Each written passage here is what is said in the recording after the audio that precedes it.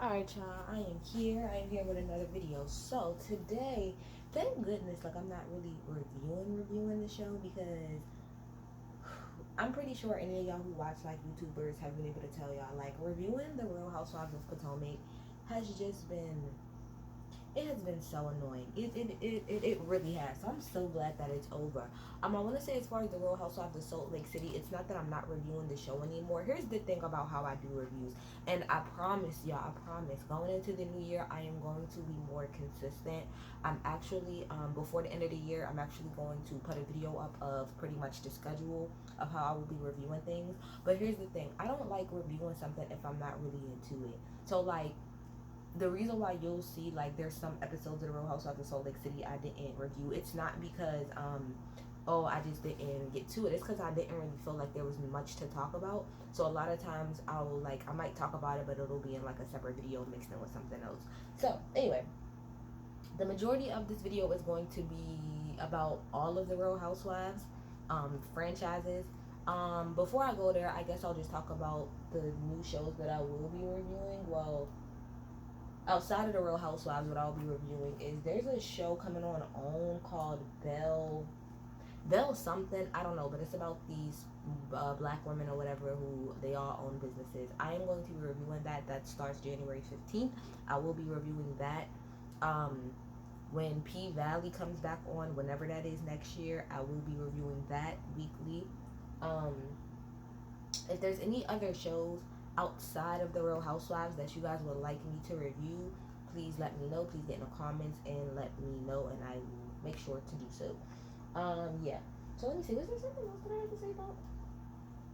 Was there anything else? Nah, but yeah, like, y'all get in the comments and y'all tell me what other shows pretty much y'all would like for me to review. Um, I'll see where we're at. Married at First Sight. Matter of fact, seeing how I got y'all on here, let's just see what Married at First Sight. Because the reason I didn't finish this last season is because I just wasn't. I like, again, I don't want to come on this camera and like fake some shit. If I'm really not into it, I would prefer to just not say anything at all than to sit on this camera and try to force, like, a whole situation. Like, I'm just literally just no. It's absolutely not. So, newest season of Married at First Sight. Well, it doesn't say when it comes on, actually. Wait. Hold on. Married at First Sight premiere date set series. I'm so sorry, y'all. This is Deadline.com. January 6th. Okay, so I will be reviewing The Bell Show on OWN. I will be reviewing Married at First Sight. I will be reviewing Real Housewives of Salt Lake City. I will be reviewing Real Housewives of Dallas. That's what I wanted to talk about, because let's get into Real Housewives real fast. Okay, so the Real Housewives of Dallas is coming back on, I believe, like at the top of the year. Now, I never watched the Real Housewives of Dallas because I just didn't like really care, but I am glad that I have. So I have been pretty much binge watching. I'm only towards like the end of season 2 or whatever.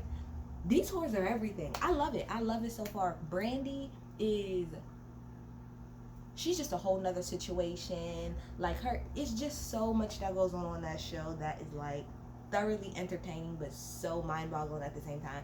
So I'm very excited for that to start because I'm going to be reviewing that. I'm pretty much going to probably review all of the Housewives except Orange County. That's it. But I will be reviewing the Real Housewives of again, when, okay, so fuck it. Like I said, let's just get to Real Housewives, right? Okay. So before we get into who I'll be reviewing and not reviewing and all of that other shit, let's just get here. Okay. So, Real Housewives of Potomac. I'm glad that it's done. I'm so very happy. As far as the Real Housewives of Potomac, as I don't know if I said it on my video, my part 3 reunion or whatever video, but Monique is completely done with the show. She said that she's done. She's no longer going to be on it. Thank you, because I don't got time to hear about this story. No the hell more. Okay, sure don't. Hold on, because my heater's not moving yet. So, don't got time to hear about that. She also went ahead and she did a video for the damn song Drag Queens. I personally find it, like, sad or whatever, and whatever. All I'm saying is that it's 2020 and people are out here starving, and you want to play. I mean, you're grown, you can do whatever. You want to put your money to it. It's just a waste of time and it's a waste of money. That's just my personal opinion, but whatever. She can do whatever the fuck she want to do. I want to talk about very quickly everyone being mad at Andy about how they felt like he talked to Monique in this reunion. Now, everything I'm going to say again is my opinion. You can disagree. That's perfectly fine. In my humble opinion, because I watch Justin J's, aka King. I always call him Justin J, aka the King of Reeds, but I call him Justin J because that's literally how I like started watching him, is when he was under that. But so Justin J and Funky Dineva, I watch both of their reviews. Oh, and I also watch Erica De Niro because that's my bitch. I love her so much. I've watched all of their videos pretty much. Erica De Niro wasn't really talking about this, but them two were, about, like I said, how Andy was approaching Monique and how they felt like it was out of pocket. But it wasn't just them. Everybody online after the reunion and a lot of the reviewers were trying to say that they felt like Andy was out of pocket and how he was talking to Monique and how he's wrong. This is pretty much how I feel about the whole thing with Andy. Andy Cohen is full of shit. Andy Cohen is shady. Andy Cohen might even be I don't want to say racist, but like he got a lot of internal biases when it comes to people of color. Some he probably ain't even aware of. I feel like all of that is true. However, I do not feel like the Monique Hill is the one that everybody needs to be dying on as far as making their point about Andy. That, if that makes any sense. Like, I feel like a lot of the stuff that people say about Andy as a whole is absolutely correct. But I just feel like this specific hill is not the one for everybody to die on in regards to trying to prove a point about Andy. In my humble opinion, I just feel like, and this is just my opinion, I feel like a lot of people were mad about how Andy talked to them because they were Team Monique. In the sense of, in my opinion, from where I sat, yes, there were certain things, and I'm going to get into it. There were certain little things here and there that he said, that was a little bit, okay, that has nothing to do with anything. But the way that, from my personal view, I looked at it as Andy holding Monique accountable to a lot of the shit that happened this season. The majority of the season was around her and Candace fighting. Now, was there points in times where he could have held Candace more to task? Absolutely. But in my opinion, the way I look at it is every season, and to make it clear, I watch all of the Real Housewives. I watch all of them. The only one I don't watch is Orange County, and actually I'm pretty much caught up. And I just this year caught up with all of the Orange County to where I'm caught up to where they actually are now. So I watch all of them. I have watched every season of New Jersey. Oh, I forgot to add New Jersey. I'm gonna do New Jersey too. I have watched every season of the Real Housewives of New Jersey, New York, Potomac, Atlanta. Well, Salt Lake City just started. Dallas and Orange County. That's 7. I've watched all of them. Every season, somebody is in the hot seat. Now, there might be some years where it's a little bit more intense for that person, and like, you know, one year and it might not be as intense the next year for somebody else, but every year somebody is in the hot seat. And when I mean in the hot seat, I mean not just from the host point of view, but from the cast as a whole. There's always, everybody might fuck up throughout the season, but there's always gonna be that one person that out of all of the shit that was done throughout the season, people are really gonna go in on their ass. Now, I said my damn self, let's go back to Real Housewives of Atlanta season 10, I believe, which is whatever season Kim had came back on. I've said, I don't know how many times on my channel, that I think it was disgusting on how Andy handled that situation after the fact. So when at the very end, when Kim went into the back and was saying, you know, a white woman would never sit on a stage with a whole bunch of black women yelling at them or whatever. And at the time, I think he was like, you know, standing firm or whatever. But then later on, he came out and like kind of defended Kim or whatever. Now, like I said, all of that happened at the end and after the reunion was over. But let's take what happened at actual reunion. That actual reunion, not just the girls, but Andy was on Kim's ass. Even Andy said multiple times during that reunion, Kim, you keep trying to say that you didn't say stuff, but it clearly says it right here. He did it to her. When I'm trying to go through all of the Real Housewives. When the Real Housewives of New York is on. When he needed to go in on what the fuck is the Countess or whatever, he went in on her. When it comes to the Real Housewives of there's so many damn Real Housewives I can't even fucking think anymore. Real Housewives of okay, so this past season of Real Housewives of Beverly Hills, he kind of low-key went in on Denise. It's not, that's what I'm saying. I'm not trying to say that the stuff that people are saying about Andy is wrong, because as a whole, Andy really is trash. And if anybody has watched any of my Beverly Hills, my Real Housewives of Beverly Hills you know, reviews, you know for a fact that I cannot stand Bravo Andy. He gets on my nerves. He's so messy. He's annoying as shit. And again, like I said, I'm not trying to take away nothing that everybody's trying to say about him as a whole, but I just feel like in this particular situation, I feel like the only things that was kind of, I don't want to say out of pocket, but was shady, but even though that's what Andy does, is the whole comment about the Wells thing. But Erica De Niro makes an amazing fucking point. You try to walk into your job right now and tell your boss, "Oh, I don't give a fuck about this little check," and see how he react. See, this is the thing, because this is quote unquote reality TV. Y'all think that the boss and employee thing doesn't still work the same way. It doesn't work. It doesn't work the way that we normally think it was. It doesn't work like, like on the average everyday thing. But it's still, he is the boss. Andy is the boss. And Monique, you are an employee. So I absolutely understand what Erica De Niro was like.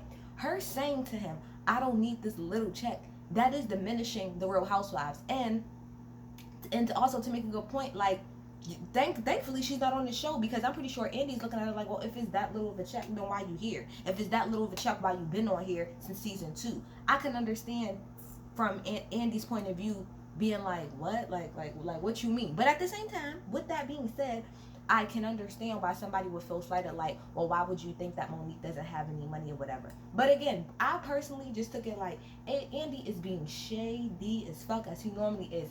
And then people want to get upset about him saying to her, "Oh, so you're a recording artist?" Again, I just feel like the Monique hill is not the hill to die on, as far as trying to prove y'all point about Andy. Y'all could die on a lot of other hills. There's been so many other hills. Like I said, that whole situation that happened with Kim, afterwards, how he handled it afterwards, that should have been the hill that everybody was dying on and saying, "Fuck Andy."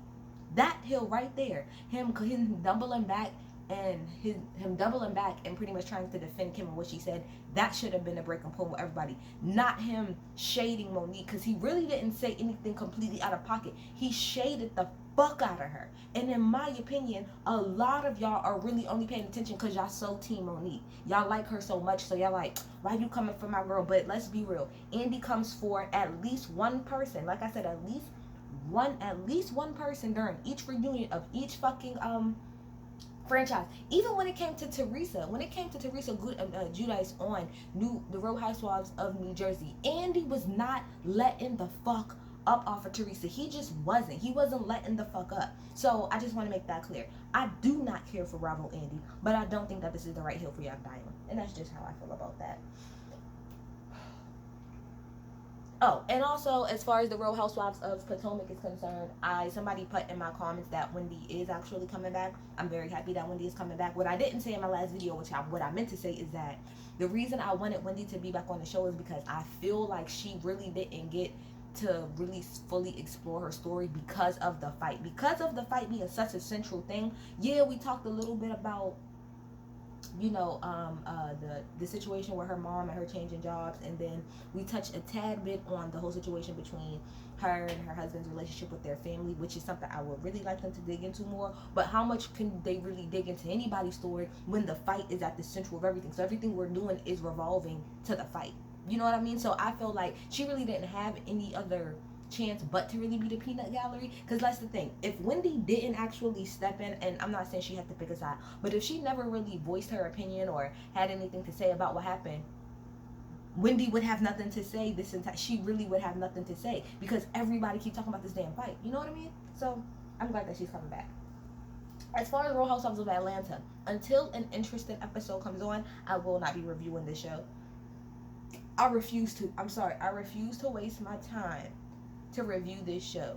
I could literally review the Real Housewives in all of 3 minutes if I wanted to. This last episode, I didn't even watch it because everybody review that I watched, Ashley Miller. Well, I knew that this week it wasn't coming on because I seen the commercial about them doing a little special, which is stupid to me because we already the Real Housewives need, it just needs to go off. Like, y'all need to get all of these old hoes off of this show.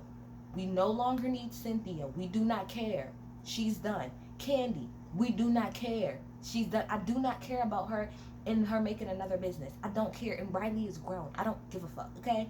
And who's the other person that's on there? Portia. I love Portia, but even this year, I don't give a fuck. Like, Drew is cool. I don't like that other little girl. Kenya, you can go as far as I'm concerned because I don't want to hear about you and Mark no more. Like, keep Drew. Maybe bring. I really don't like that other girl. What's her name? Tanya. I don't. Whatever the hell the young girl is with the braids. Don't like her. She irks me. But keep Drew and bring on some other newer, younger girls. Younger girls. There's only but so much we can do with these old hoes anymore. We're done. Okay. So that's that. The Real Housewives of Salt Lake City. Quick little brief review on that. Brooks' fashion show was the epitome of white privilege to me. Like the epitome of white privilege. I'm not going to even go into it because I feel like a lot of people said it. You did the same damn suit, tracksuit, basic ass tracksuit, with no type of style, no nothing. I watch Project Runway. That's pretty much where I'm coming from. I'm nobody's like fashionista on how I personally dress, but I have watched every season of Project Runway, including All Stars. So I know what fashion's supposed to look like. I know when it's good. I know when it's bad. I can tell just by looking. Sir, absolutely not. But again, the white privilege of you simply because your mama is cool with somebody. Okay, sure. Not even like let me look at his stuff and try to make sure, even though the lady says she sells some of his sweatsuits, I do not give a fuck. That shit was trash and you could have put somebody who really deserved that spot there. Then he want to turn around and get mad because first of all, okay, should his father have been there? I mean, I guess, but why would he come for that trash ass shit? I won't come for that trash ass shit, okay? Jen talked about her mental health issues that she dealt with, and pretty much how after her father died, she kind of like lost her shit for real, to the point where her husband was like, look, I'm gonna fucking leave you, like, if you don't go and get help. So she went to go get some help. She didn't want to be on medicine, but she is, I believe she's on medicine now. Wait, I'm trying to think, where's everything at? Yeah, so shout out to Jen for putting her story out there or whatever about that. I don't really remember what else happened this episode, but I remember it wasn't much. That happened. That I do remember. I do. Oh, at the very end of the episode. Okay, at the very end of the episode, this was probably the best part or salacious part. Whitney and Jen was hanging out or whatever, and they're talking about Meredith and her husband again, right? Now Meredith, Heather, and Jen went out to eat together. And you know, Jen is very open about her marriage. I'm very like, that's one thing I do like about her. She's very open about her feelings about her marriage. And Heather and Jen was trying to get Meredith to give them a little something like what's the issue? Like, what's the issue between y'all? And she really wouldn't just say just, oh, we just have to reconnect and this, that, and the third. So anyway, I'm trying to get the names together. I'm sorry, y'all. Jen is talking to Whitney about their dinner and about the whole situation. And pretty much Jen alludes to the fact that, you know, Meredith got another boo on the side. Like, because she said, you're not getting it from home, you're going to go somewhere else to get it. Now, Jen, you're messy as fuck. You're super messy. And when this reunion come, I hope Meredith, like, can get you together. Because you just running around spilling her tea left and right, and I don't understand why. However, I done said, and I think everybody done said at this point, Meredith has another man. I don't care what she say. It's not even, I don't even look at it like, oh, well, if you're not doing it, you'll get it from somewhere else. I'm just going based off of like how she deals with her husband emotionally. She is so cut off. Now, some people could say, well, you can just be emotionally cut off and still by yourself. You can, but something in the spirit tells me she got another man. Now, it might not be like her man, like, yeah, we walking down the street hand in hand, but she getting her back broken by somebody, or somebody is in them text messages, you know, giving her a little, like, how you doing? Like, how you doing? Somebody is doing something in the text messages. Okay. All right. So yeah, that's that. Where we got it? The Real Housewives of New York, it doesn't come back on until April 2021. I will be reviewing. Only thing I'm excited about that is I'm ready for Ebony. I love Ebony. She's joining the cast. I'm so excited. I am so interested on how she's going to interact with Ramona. Ramona is like top tier peak privilege. I won't say privilege, but just top tier like uppity nose white woman. So I can't wait till this black woman with money come and step through, and how Ramona is going to be. She's gonna be frazzled. She ain't gonna know what to do. And then with the Real Housewives of Beverly Hills, I cannot wait for that to come back on. As y'all know, that's my show. I'm just excited for Garcelle to be back. And let's talk about Erica's divorce. I'm ready. Take everything, Erica. See, Erica did it right. She bided her time, and she waited, and she waited, and she waited, and she bided her time, just like Ashley Darby is doing. She bided her time, and this is struck. She gonna be good. I know that's right, Erica. And then next year, I want to see you with a fine-ass young man. Fine-ass young man. But y'all get in the comments. Y'all tell me what y'all think. Tell me what y'all would like me to review outside of these shows.